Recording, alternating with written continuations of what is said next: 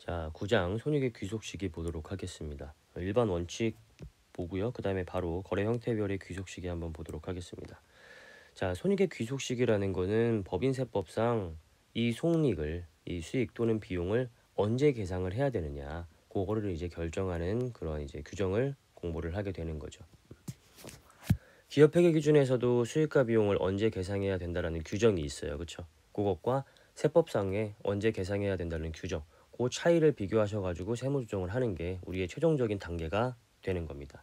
자, 그러면 세법상의 손익의 귀속 시기의 일반 원칙 한번 보도록 할게요. 법인세법상 손익의 귀속 시기는 받을 권리가 확정되는 시점에 입금을 인식하며 지급할 의무가 확정된 시점에 송금을 인식하는 권리 의무 확정주의로 귀속 시기를 규정하고 있습니다. 이 단어는 꼭 기억해 두세요. 권리 의무 확정주의. 법인세법상의 수익인 입금 있죠. 이 입금을 인식을 하려면 내가 이 사람으로부터 이 금액을 받을 권리가 확정이 되었을 때 인식을 하는 거고요. 또는 내가 누군가한테 지출을 해야 될 때, 비용을 계상해야 될 때 내가 이 사람한테 이거를 지출할 의무가 발생하는 시점에 계상을 하는 겁니다. 그러니까 현금주의랑은 다르죠. 현금주의는 실제로 돈이 오갈 때 이렇게 이제 기록을 하는 거고, 권리 의무 확정주의는 권리나 의무가 생겼을 때 기록을 하는 거고, 또 회계학에서의 수익과 비용의 인식 시점은 뭐예요? 회계학은 발생주의잖아요. 거래가 발생을 했을 때 그거를 인식하는 거잖아요. 그래서 회계학이랑도 조금 다릅니다. 많이 비슷하기는 한데 어쨌든 회계학은 발생주의고 세법은 권리 의무 확정주의이기 때문에 그 손익의 귀속시기가 조금 다르게 돼요. 그 다른 차이점을 일단 기억하시면 되는 겁니다. 다음, 권리 의무 확정주의만을 고수하는 입장은 아니고요. 기업회계 기준상의 발생주의에 따른 손익의 귀속 시기도 인정을 해주고 있습니다. 그래서 장부에는 발생주의로 계상이 다 되어 있겠죠.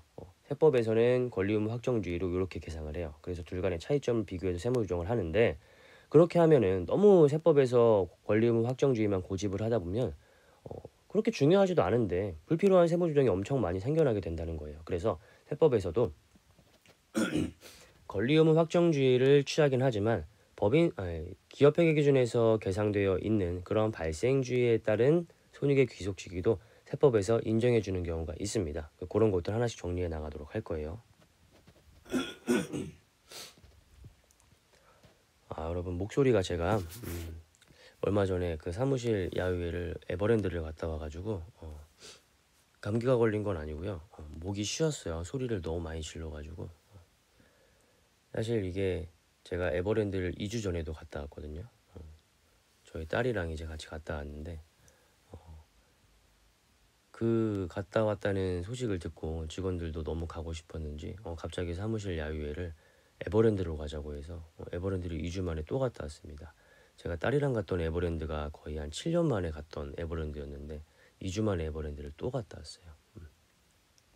뭐 딸이랑 갔을 때는 뭐 놀이기구를 못 타고 사파리 유제 이런 것만 봤는데, 직원들이랑 갔을 때는 이제 놀이기구를 또 탈 수 있으니까 그거 타다가 소리를 너무 많이 질러가지고요. 목이 다 쉬었습니다.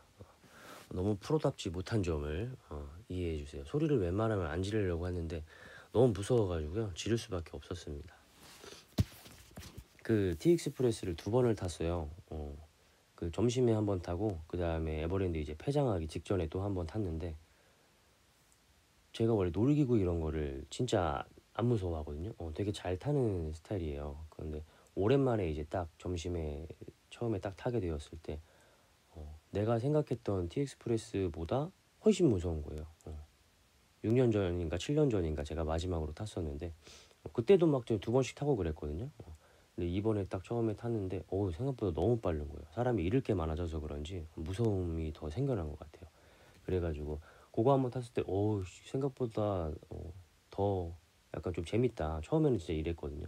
근데 두 번째 티익스프레스를 타러 갈 때는 너무 타기 싫었던 게, 첫 번째 탈 때 너무 제가 긴장을 해가지고 목에 약간 담이 왔다 그래야 되나? 담 정도는 아니고 여기가 완전 다 굳어버려가지고 목이 너무 아픈 거예요. 그리고 두 번째 탈 때에는 폐장 직전이어가지고 8시 40 몇 분인가 그때 타가지고 앞이 안 보여요. 완전히 껌껌해가지고 뭐 눈에 뵈는 게 없으니까. 아니 이게 언제 떨어진다는 거를 좀 알고 있어야 그래도 나도 마음의 준비를 하고 떨어질 거 아니에요. 근데 잘 안 보이니까 앞이 진짜 꼼꼼해가지고 잘 안 보여요. 거기 라이트를 켜놓긴 했는데 그래도 잘 안 보이더라고. 그래서 뭐 눈에 뵈는 게 없이 떨어지니까 너무 무섭더라고요. 그래서 소리를 너무 많이 질러가지고 목이 다 쉬었습니다. 근데 재밌었어요. 너무 재밌었어가지고 브랜드 한번 꼭 가보세요, 여러분들. 물론 가봤겠지만 너무 재밌었습니다. 사파리에 그 호랑이 호식이라고 있거든요. 그 호식이를 2주 만에 또 봤어요. 사파리는 진짜 근데 감흥이 없더라고요. 2주 만에 또 봐서 그런지 처음에 이제 딸이랑 갔을 때는 오랜만에 막 나도 막 동물들 보고 이러니까 막 신기하다 막 이러고 봤는데 2주 만에 또 보니까 약간 감흥이 없어. 그리고 그 멘트들 있잖아요. 그 멘트도 다 똑같잖아요. 거기서 이제 얘기해주는 멘트도 그 멘트도 뭐라고 할지 다 아니까 좀 재미가 없고. 사파리에 호식이라고 있거든요. 그 호식이를 2주 만에 또 봤습니다. 보기 힘든 애라고 하는데 2주 만에 또 봤어요. 웬만한 친구보다 더 자주 보죠. 어쨌든 이렇게 좀 목이 좋지 않은 점에 대해서는 진심으로 사과의 말씀을 드리겠습니다. 자, 그러면 한번 거래 형태별 손익의 귀속시기 보도록 할게요. 첫 번째로 나오는 게 자산을 판매 양도를 했을 때 손익의 귀속시기. 일반적인 판매가 먼저 나오죠. 재고자산, 부동산을 제외한 일반적인 이제 재고자산을 판매를 할 때 그때는 이제 인도일이 손익의 귀속시기가 됩니다. 물건을 건네준 날이 귀속시기가 되겠죠. 기업회계 기준도 마찬가지이기 때문에 일반적으로 얘네들은 만약에 장부의 기업회계 기준에 따라 가지고 제대로 회계 처리를 했다라고 한다면 그러면 발생되는 세무조정은 없습니다. 하지만 이 사람들이 기업회계 기준에 따라 가지고 제대로 회계 처리를 안 했을 경우에 그때에는 당연히 세법상 인도일을 손익의 귀속식으로 잡아야 되기 때문에 그 사이에 대한 세무조정은 발생이 되게 되겠죠. 어쨌든 세법에서는 손익의 귀속시기를 인도일로 하고 있다. 그리고 재고자산 외의 자산의 양도. 재고자산 외의 자산이라고 한다면 어떠한 것들이 되겠어요? 뭐 유형자산이 대표적인 게 되겠죠. 유형자산을 양도했을 때 부동산은 부동산 매매업이라고 하더라도 1번에 들어가는 게 아니고요. 동그라미 2번에 들어가게 됩니다. 얘네들은 내충의 빠른 날입니다. 대소인사 요 4가지를 기억해 두시면 돼요. 빠른 날, 대소인사 요 4가지 중에 빠른 날을 손익의 귀속 시기로 하고 있습니다. 대금 청산일이라는 거는 보통 이제 일반적인 부동산 같은 경우에는 대금을 한 번에 일시불로 주는 게 아니라 계약금, 중도금, 잔금 이렇게 주게 되겠죠. 이렇게 주게 된다면은 대금 청산일은 언제예요? 잔금 마지막 거 다 줬을 때 그때가 대금 청산일입니다. 그래서 마지막 잔금을 준 날 이때 소유권 이전 등기일은 부동산 같은 경우에는 부동산 등기부 등본이라는 게 있어요. 그 부동산 등기부 등본에 등기가 된 날을 소유권 이전 등기일이라고 합니다. 그 다음에 인도일은 부동산 같은 경우에는 인도라는 개념이 있을 수 없으니까 안 들어가겠지만 일반적인 뭐 차량 이런 거, 뭐 기계, 비품 이런 거는 인도가 될 수 있잖아요. 동산이기 때문에 그런 것들은 이제 인도일의 개념도 들어가고요. 그 다음에 사용수익일은 부동산의 인도일이라고 생각하시면 됩니다. 부동산은 인도 자체가 불가능한 거기 때문에 부동산을 실제로 이 부동산을 매수한 사람이 부동산을 사용을 할 수 있다면은 부동산은 넘어간 것과 다름이 없게 되겠죠. 그래서 A에서 B한테로 소유권이 넘어갔다라고 했을 때 B가 실제로 이 부동산을 사용할 수 있는 날 그게 사용수익일이 됩니다. 그래서 이 넷 중에 한 가지 가장 빠른 날 결국 이 4가지 중에 한 가지가 완성이 되었다라고 한다면 이 부동산이나 이 유형자산 등은 매수자의 거가 되는 거예요. 그렇기 때문에 이 넷 중에 빠른 날을 손익의 귀속 시기로 하고 있다. 대소인사 4가지 기억하시면 됩니다. 그 다음에 시용판매는 상대방의 구매의사 표시일. 시용판매는 이거죠. 일단 한번 써보세요. 일주일 정도 써보시고 마음에 안 들면은 다시 저한테 주세요. 만약에 마음에 들면 그때 구입하세요. 이게 시용판매잖아요. 결국 이거죠. 상대방이 써보다가 저 이거 마음에 들어요. 살게요. 이게 상대방의 구매의사 표시일입니다. 이때 나는 손익을 인식하시면 되는 거예요.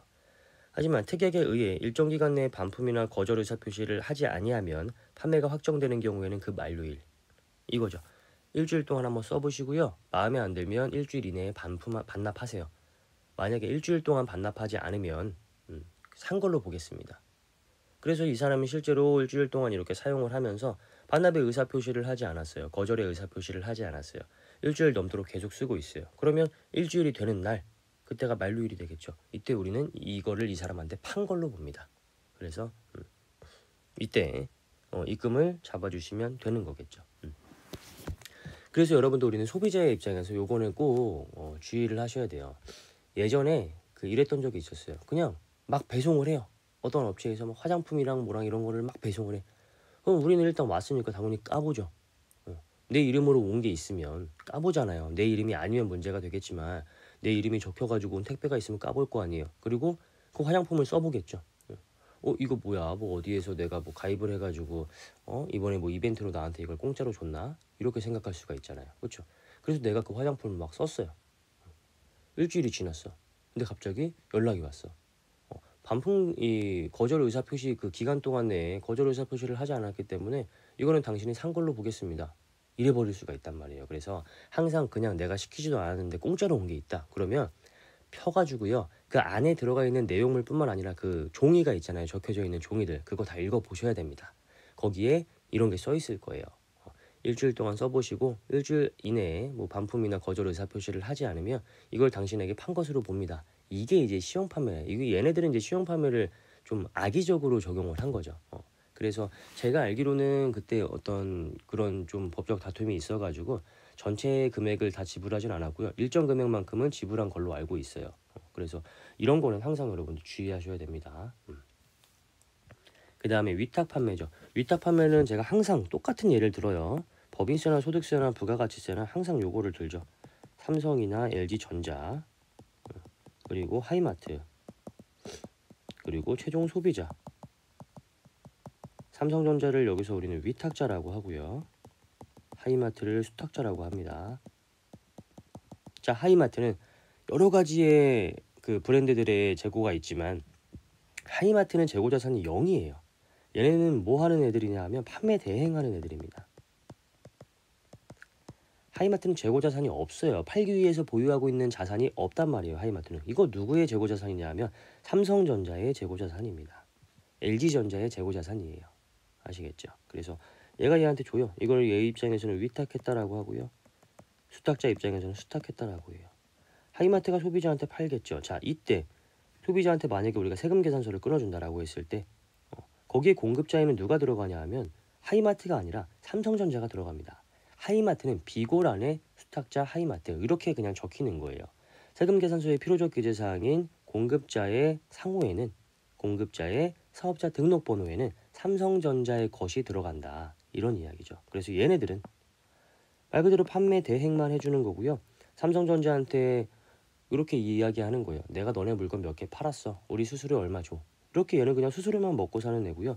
실질적으로는 삼성전자가 소비자한테 이렇게 팔게 되는 겁니다. 아시겠죠? 그래서 위탁 판매라는 거는 요 그림 생각하시면 되고요. 위탁 판매에서 이 위탁자는 수탁자한테 이렇게 위탁했을 때 우리의 수익을 인식하는 게 아니고 수탁자가 소비자한테 팔았을 때 우리는 수익을 인식하는 겁니다. 만약에 2020년도에 이렇게 위탁을 했다. 이때 우리는 2020년도에 수익을 인식하는 게 아니죠. 왜냐하면 팔 게 아니잖아요. 지금 판매 대행업체한테 우리 거 좀 팔아줘 라고 이렇게 넘겨준 거잖아요. 아직까지 입금을 인식하시면 안 됩니다. 만약에 하이마트가 2021년도에 해당 물건을 소비자한테 넘겼다라고 한다면 이때 2021년도에 삼성전자는 입금을 인식하시는 거예요. 아시겠죠? 그래서 위탁 판매 같은 경우에는 수탁자의 위탁자산 판매일이 위탁자의 입금 귀속 시기가 된다. 이렇게 기억하시면 되겠죠.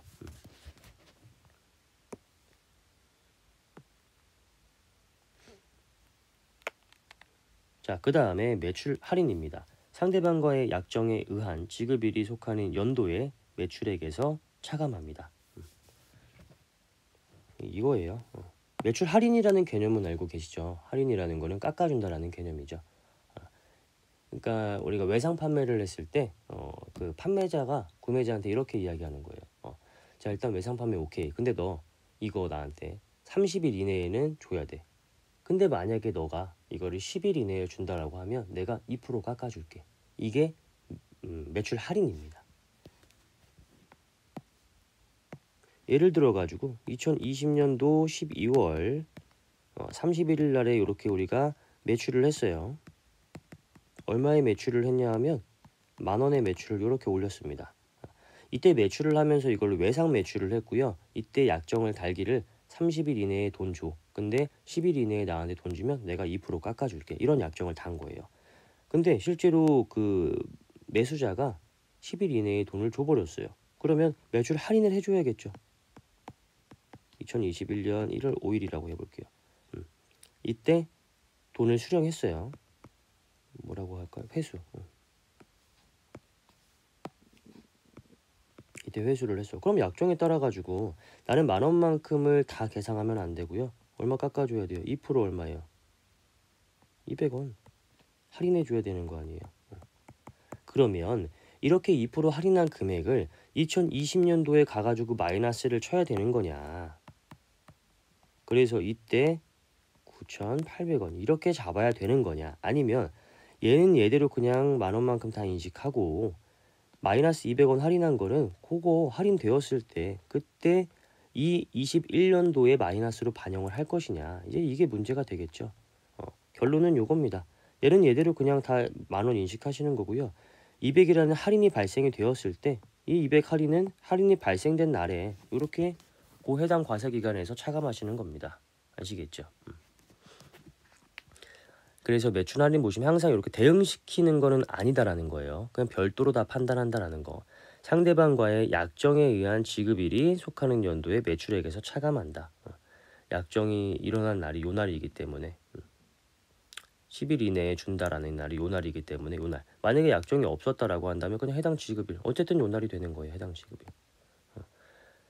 자, 이렇게 판단하시면 되는 거고요. 굳이 돌아가가지고 여기서 마이너스를 뺀다. 요건 아니에요. 그러면 이거 신고 다시 해야 되잖아요. 그쵸? 아니 20년도에 대한 신고를 다 해놨는데 이렇게 해버리면은 신고 이거 다시 결산 다시 해야 되는 거잖아요. 요거. 자, 그 다음에 보통거래 방식의 유가증권 매매, 유가증권 시장 등에서 증권시장 업무 규정에 따라 보통거래 방식으로 한 유가증권의 매매 계약 체결일입니다. 결제일이 아니라 계약 체결일. 주식거래 요즘에 또 그 학생분들도 주식거래 하시는 분 많다고 들었는데 이때 이제 보통거래 방식의 이제 유가증권을 매매할 때에는 매매계약 체결일을 손익의 귀속 시기로 보는 거예요. 결제일이 아니라 주식가액이 이렇게 막 변동을 하잖아요. 그래서 만약에 내가 1월 1일 날, 1월 2일 날에 딱 주식 계약을 했다. 그때 그 주가가 한 주당 10,000원이었다라고 하면 그 10,000원으로 이제 인식을 하시는 거예요. 만약에 이 계약을 체결한 이후에 실제로 내가 결제를 할 때는 주식가는 계속 변동을 하니까 실제로 내가 결제를 할 때는 그 가액이 달라졌다라고 할지라도 그냥 매매제약 체결일에 그 주가대로 인식을 한다. 이렇게 기억하시면 됩니다.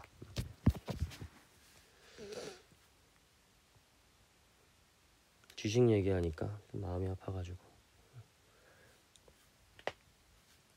주식은 진짜 남들 한다고 해가지고 남들이 요즘에 여기 많이 들어간대. 이제 여기가 뜰 거래 해가지고 진짜 들어가는 거는 진짜 안 됩니다, 여러분들. 그거 뭐 소액으로 투자하는 거는 그렇다 치지만 소액이더라도 학생분들 같은 경우에는 그게 이제 본인의 큰 또 부분을 차지할 수가 있기 때문에 소문 듣고 야 여기 좋대, 여기 이제 뜬대, 여기 영업 실적 계속 최대치 기록하고 있대, 이 소리 듣고 들어가는 거는 진짜 안 됩니다. 제가 그렇게 해서 물린 게 지금 한두 개가 아니기 때문에 주식은 항상 정말로 큰 금액을 하실 거면 그 기업을 약간 좀 분석을 좀 할 줄 알아야 돼요. 이 기업의 재무 상태가 어떻고 안전성이 어떻고 수익성이 어떻고 유동 비율이 어떻고 이런 것도 보고 손익도 지금 어떻게 좀 흘러가고 있는지 이런 것도 다 봐야 되고요. 근데 그런 걸 본다고 해도 공부하고 투자해도 떨어지는 게 주식입니다. 주가예요. 그래서 요거는 아무도 몰라요. 장기 투자로 해가지고 정말 제대로 된 기업을 오랫동안 좀 보면서 넣어놓을 거 아니면 웬만하면 안 하시는 게 좋습니다. 주식이 한창 유행이었을 때 이제 저도 많이 따기도 했는데 그때는 뭐 어디에 넣어도 다 오를 때였으니까. 근데 이제 그 거품이 좀 사그라들면서 많이 마이너스가 됐죠. 제가 그 현대상선 그 HMM 있거든요. 거기가 그때 이제 제가 투자하기 직전에 한창 많이 떴었어요. 주가가 막 엄청 떠가지고 제 친구들 주변에서 막 많이 먹었거든요. 그래서 그 얘기를 듣고 제가 이제 그 기업을 한번 봤어요. 근데 그 기업도 영업 실적도 뭐 분기별로 발표되는 거 보니까 계속 최대치다 최대치다 요즘에 막 이러고 막 모든 뉴스랑 제가 이제 알게 된 정보들은 모두 다 이제 긍정적이었던 거예요. 그래서 여기는 지금 이만큼 뜨긴 했지만 앞으로 더 뜰 가능성이 있다. 그래가지고 여기에다가 제가 갑자기 꽂혀가지고 큰 금액을 그냥 딱 넣어버린 거죠. 아니나 다를까 계속 떨어지는 거예요. 거의 뭐 빨간색을 본 적이 없는 것 같아요. 뭐 볼 때마다 파란색이고 파란색이 뭐 더 떨어진다고 짙어지는 건 아니지만 제 느낌에는 약간 현대상선은 계속 약간 거의 짙어지다 못해가지고 거의 약간 네이비색 같이 된 그런 느낌이었어요. 너무 많이 손해를 봤죠. 그래서 진짜 거의 한 20% 넘게 손해를 봐가지고 기다리다 오르겠지를 1년 동안 하다가 안 올라가지고요. 그냥 빼버렸습니다. 결국 손해를 보고. 그리고 그거를 다른 기업에 이제 다시 투자를 했는데 아직까지는 그 기업은 이제 조금 오르고 있어요. 요거 괜히 제가 또 얘기했다가 또 투자하시는 분들이 있으면 안 되니까 어느 종목인지는 제가 얘기하지 않겠습니다. 요거 얘기했다가 또 잃어버리면 또 저한테 악감정 갖고 막 뭐 어디 교수가 뭐 이거 막 투자를 막 또 강요해가지고 믿고 했더니 또 손해를 봤다 이런 얘기가 돌면 안 되니까. 저도 사실 그 친구한테 현대상선 그 HMM의 정보를 들었을 때는 초반에 살짝 올랐거든요. 그때는 큰 금액을 제가 넣었으니까 살짝만 올라도 그게 변동폭이 크단 말이에요. 그래서 그때는 뭐 아이 친구야 고맙다 여기 친구밖에 없다 이러다가 그 이후에 며칠 후에 바로 내려가가지고 맨날 아침 인사가 그랬어요. 야 이 새끼야 내가 너 때문에 맨날 요거였거든요. 그래서 누구 얘기 듣고 주식 투자를 함부로 하시지는 말아라. 돈이 생긴다고 하더라도 그거는 진짜 멍청한 짓이다. 그 멍청한 짓을 했던 사람으로서 한번 말씀을 드립니다. 자, 그 다음에 우리 할부 조건부 판매 귀속 시기 한번 보도록 할게요. 단기 할부와 장기 할부 두 가지로 나누어지고요. 단기 할부 같은 경우에는 법인세법에서는 인도기준 명목가치 씁니다. 명목가치라는 거는 할부가 반영되지 않은 금액이라고 생각하시면 돼요. 그러니까 현재 가치되지 않은 금액이라고 생각하시면 됩니다. 현재 가치는 이거잖아요. 내가 예를 들어 가지고 3년에 걸쳐 가지고 100원씩 받는다 라고 했을 때 이걸 현재 가치로 따지면은 300이 아니라 970원이 된다. 이게 현재 가치였잖아요. 명목 가치는 그냥 300이에요. 내가 받기로 한 그 금액 있죠. 100원, 300. 이게 명목 가치고요. 현재 가치는 그 300을 100을 1년, 또 100을 2년, 또 100을 3년 이렇게 해가지고 할인한 금액. 이걸 이제 현재 가치라고 하잖아요. 그 차이로 기억하시면 됩니다. 그래서 장기 할부가 단기 할부든 장기 할부든 법인세법상의 원칙은요. 그냥 인도기준 명목가액입니다. 현재 가치 평가가 안 들어가요. 원칙은. 원칙은 이렇게 기억하시면 되고요. 특례가 장기 할부에서 세 가지가 있어요. 이거 꼭 기억하셔야 되는 게 여러분 장기 할부도 원칙은 인도기준 명목가치입니다. 그래서 단기든 장기든 일단은 원칙은 인도기준 명목가치. 하지만 장기 할부의 경우에는 특례가 1, 2, 3이 있다. 이렇게 이제 별도로 기억해 두셔야 되고요. 특례 1번 같은 경우에는 인도기준 현재 가치입니다. 만약에 장부에서 이거를 인도기준 명목가치로 적지 않고요. 인도기준 현재 가치로 적었다라고 했을 때는 세법도 인정해 줍니다. 인정. 결산 조정 사항이에요. 이거는 장부에서 인도기준 현재 가치를 적용한 경우에 세법도 인정을 해준다라는 거죠. 장부에 인도기준 명목가치 적용했는데 세법에서는 인도기준 현재 가치 적용하겠다. 이건 아니에요. 세법은 원칙적으로 인도기준 명목가치입니다. 하지만 장부에서 인도기준 현재 가치로 평가를 했다라고 했을 때 세법도 그거를 그대로 인정을 해주겠다라는 거죠. 결산조정사. 그래서 별도의 세무조정이 나오지 않게 하겠다. 이런 개념으로 이해하셔야 됩니다. 그 다음에 특례로 회수기일 도래 기준으로 기업회 기준에서 계상을 했다라고 했을 때는 세법도 회수기일 도래 기준으로서 인정해주고 있습니다. 그러니까 특례 1과 2를 보면 이거죠. 장부에서 이렇게 계상했어? 그럼 세법도 인정. 세무조정 안 나오게 할게. 특례 2도 마찬가지예요. 장부에서 회수기일 도래 기준을 적용했어. 그러면 세법도 인정. 세무조정 안 나오게 할게. 이거예요.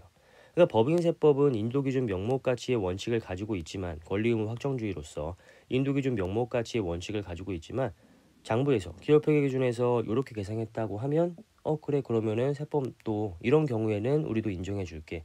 그래서 별도의 세무조정은 나오지 않게 할게. 이거죠. 그러니까 불필요한 세무조정을 없애기 위해서 기업회계 기준을 인정해 주겠다. 이런 이야기입니다. 그래서 특례 1과 2는 이런 식으로 기억해 두시면 되고요. 특례 3번은 좀 성격이 달라요. 얘는 결산조정 사항이 아니라 신고조정 사항입니다.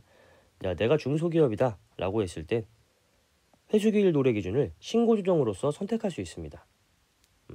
장부에서 뭘로 계상했던 내가 중소기업이면 회수기일 도래 기준을 신고조정으로서 선택할 수 있는 거예요. 그러니까 특례 2는 장부에서 회수기일 도래 기준을 썼을 때 세법도 그대로 인정해 주기 때문에 세무조정을 발생시키지 않는 거고요. 특례 3은 장부에서 뭐라고 했던 세법에서는 무조건 회수기일 도래 기준을 적용을 합니다. 그래서 차이 나는 게 있으면 그거에 대해서 세무조정을 하게 됩니다. 이게 특례 2와 3의 차이예요. 아시겠죠? 자, 할부란 2회 이상 분할하여 대가를 수령하는 것을 말합니다. 그래서 인도일에 재고자산 2회 자산 같은 경우에는 대소인사 생각하시라고 했었죠. 그거 중에서 빠른 날 인도일의 다음 날부터 인도일부터 아니고요. 인도일의 다음 날부터입니다. 인도일의 다음 날부터 최종 할부금 지급일까지의 기간이 1년 미만이면 단기 할부 판매에 해당이 되고요. 1년 이상이면 장기 할부 판매에 해당이 됩니다.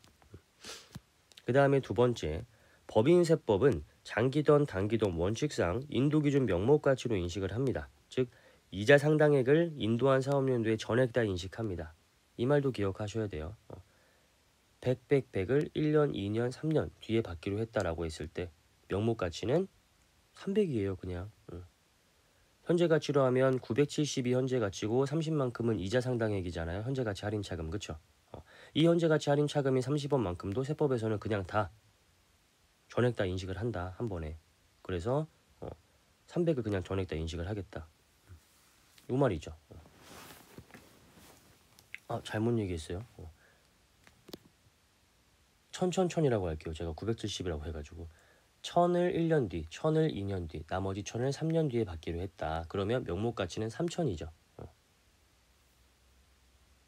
명목가치는 3000. 근데 현재 가치는 요거를 1년, 2년, 3년 할인하게 되면 그때는 3000이 아니라 뭐 한 2800 요 정도가 될 거예요. 그러면은 나머지 200만큼은 현재 가치 할인 차금 이자 상당액이 되겠죠.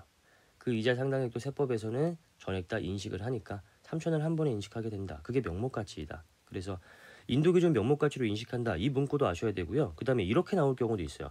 법인세법은 장기든 단기이든 원칙상 이자 상당액을 인도한 사업연도에 전액 다 인식한다. 이렇게 나올 수도 있어요. 이거는 무슨 말이냐 하면 인도기준 명목가치로 인식한다. 이 말과 같은 말이거든요.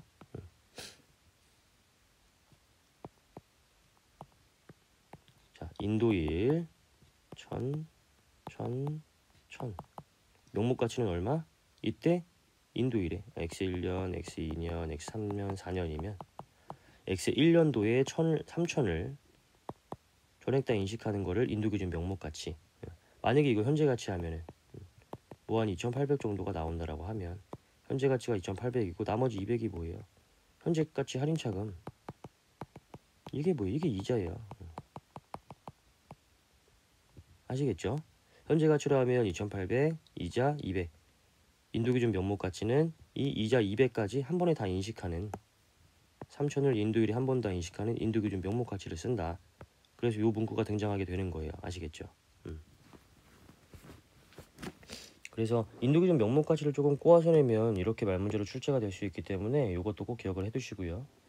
자, 장기할부 시의 다음의 경우에는 특례를 적용한다. 특례 1번은 결산서상의 이자 상당액인 현재 가치 할인 차감을 기간 경과에 따라서 이자 수익으로 계상할 경우에 이를 인정한다. 이게 이거잖아요. 지금 인도기준 현재 가치를 인정한다. 특례 2번 회수하였거나 회수할 금액으로 계상한 경우에 이를 인정한다. 이게 회수기일 도래 기준입니다. 하지만 3번은 결산서상의 회수기일 도래 기준으로 계상하지 않았다라고 하더라도 세법은 무조건 회수기일 도래 기준을 쓰겠다. 요거는 신고조정. 그래서 특례 1과 2는 장부에서 계상해 놓은 경우에 그대로 인정. 세무조정 발생하지 않는다. 3은 장부에 뭐라고 계상했던 세법은 무조건 회수기일 도래기준을 쓰겠다. 그렇기 때문에 세무조정이 발생될 수가 있겠죠. 하지만 얘는 중소기업만 가능하다라는 거 기억해 두시면 되고요. 자, 회수기일 도래기준 적용 시 주의사항 한번 보겠습니다. 인도일 이전에 회수하였거나 회수할 금액은 인도일에 회수한 것으로 봅니다. 그러니까 원래는 카운터가 인도일부터 시작하는 거겠죠, 당연히. 근데 인도일 이전에 내가 이미 회수를 했다. 아니면 약정에 의해 가지고 인도일 이전에 회수하기로 약정한 금액이 있다라고 했을 때는 그냥 인도일에 회수한 것으로 보는 겁니다. 그러니까 우리가 회수기일 도래 기준이 예를 들어 가지고 이때 100, 이때 200, 이때 300 이렇게 받기로 약정이 되어 있다. 근데 요 인도일 이전에 이걸 그냥 50이라고 해볼게요. 이렇게 받기로 약정되어 있는 금액이 있다. 그렇다라고 하더라고. 이거는 이때 인식하는 게 아니라 인도일에 인식하는 거라고요. 인도일에 50. 그래서 이렇게 회수기일 도래 기준을 적용하는 거라고요. 아시겠죠?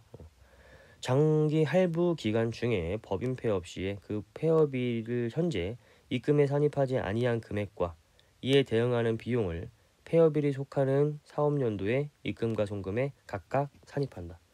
이거는 중간에 이렇게 폐업했을 때 폐업한 이후에는 계상을 할 수 없으니까 얘를 끌고 와서 이때 인식하겠다 이 말이죠.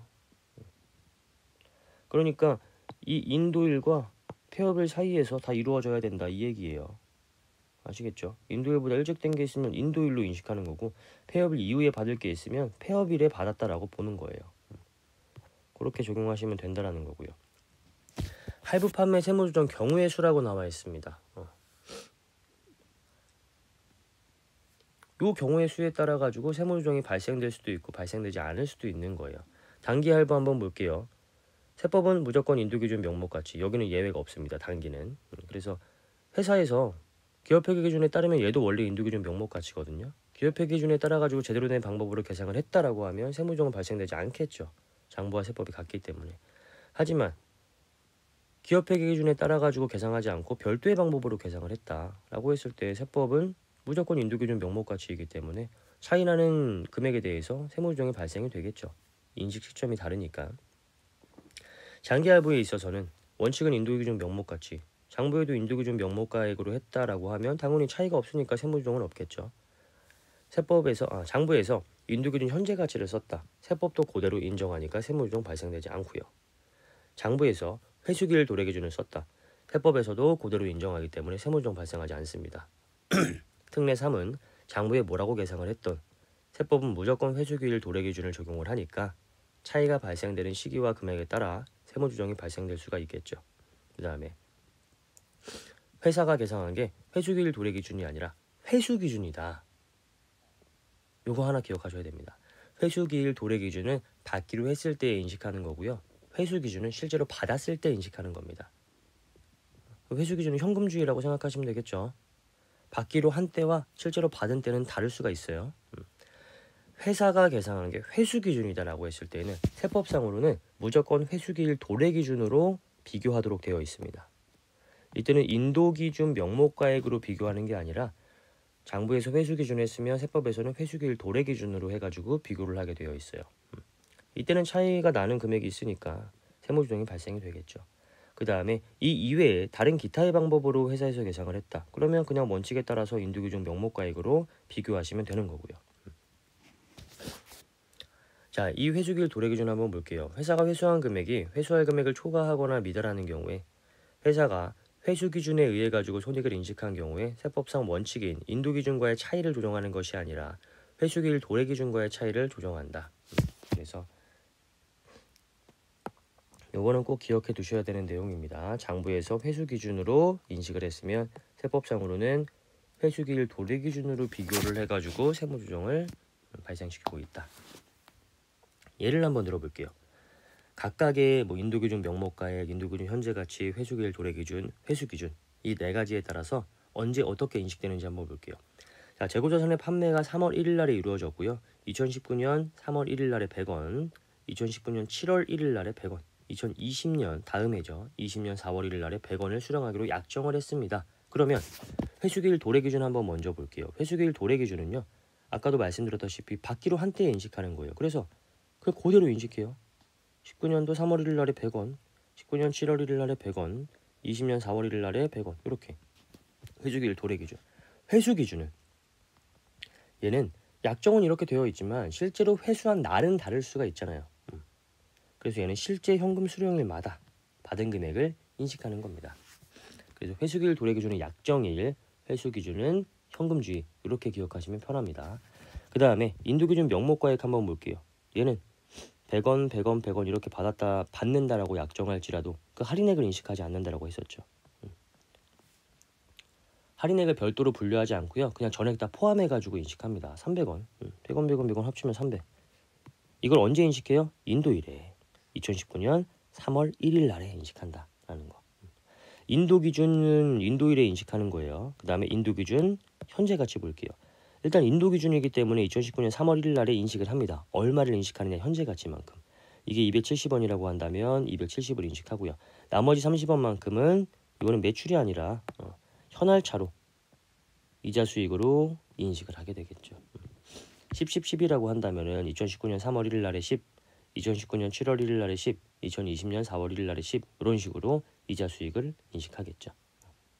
그래서 얘는 19년 3월 1일 날에 270 인식되고 나머지 금액은 19년 3월 1일, 7월 1일, 4월 1일에 걸쳐 가지고 나누어서 또 수익으로 잡게 된다. 이런 내용.